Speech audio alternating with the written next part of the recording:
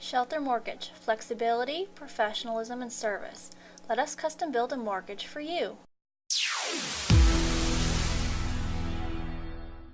Hello, Prudential Sales Executives, for our video message of the week. All right, this week's message has to do with short sales.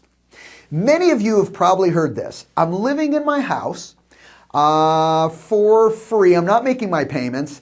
Why should I consider a short sale today? Well, I want to share with you, I have 10 tips today to share with you. Some are basically obvious, others you may not have thought about, of why sellers are choosing to short sale right now. Let's get started. Okay, first of all, the obvious is forgiveness of any deficiency. Of course, one of the goals of a seller is to say, listen, I'm selling my property for less than it's worth.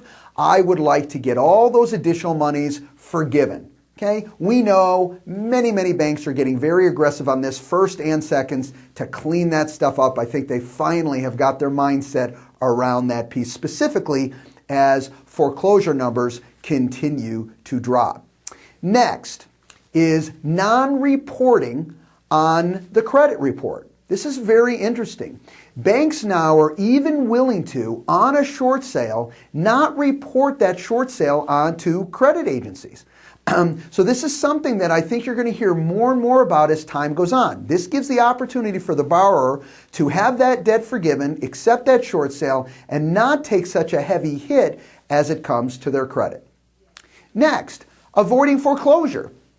You know, foreclosure is very different on many levels than a short sale. But one of the key points is a foreclosure stays with a person forever. In fact, on many documentation, they may be going for a credit, they may be going for a job. They have to put on there's a question there that says, have you ever had a foreclosure?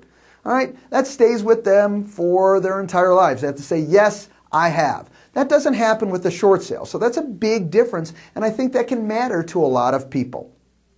Now, this next point, it's so key that they, of course, need to talk to their CPA and, in many cases, their attorney with everything that we're covering today as it deals with a short sale. But the specific one is about their CPA, and that is the forgiveness of debt as it comes to the tax liability regarding any forgiveness of debt. Now, through 2012, there's some laws that are set up to forgive that. You got to, again, check it out with the CPA.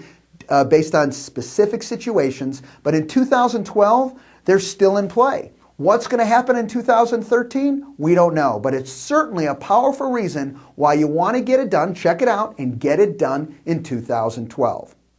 Next one you may not talk enough about, and that's rebuilding their real estate assets immediately. Okay? Getting started now and saying, listen, I am taking a heavy hit, but in that same vein, you know what? If everyone's taking a heavy hit and I can buy in the same market, well, you know what? I'm really in a great position, because if I'm selling at a low amount, specifically if it's a short sale, well, I get to buy at that same low amount too. So again, that idea of rebuilding their real estate assets in a marketplace that certainly is giving them that support from a financial standpoint and from a price standpoint. Now, keep this in mind, and this is tied into that last one, is non-traditional financing.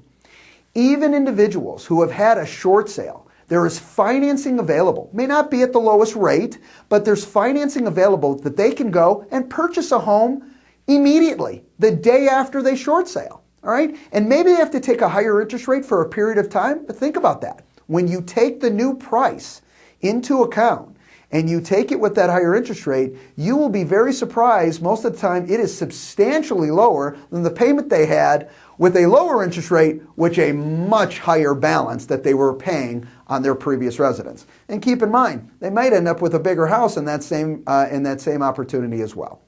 Cash for keys. You know, many banking institutions are really upping their cash for keys. So, you know, it's not sometimes a little bit of money. Sometimes a borrower can get a nice check, leave the house in good working order, leave in an orderly fashion, and get a nice check on their way out above and beyond the forgiveness many times of the deficiencies. I've always believed sooner is better than later. If you've got these issues going on in your life, you know what? Let's get it handled today. Let's not have it linger on, and I can start moving forward sooner than later. Couple more. A short sale brings a higher value for the home, okay, than certainly a foreclosure. So what are you doing there? Well, one, they're getting it sold, okay, at that higher value, which of course reduces the deficiency that they would own, but it also helps the neighborhood. It helps their neighbors, all right, and it helps the neighborhood overall. It reduces blighted neighborhoods.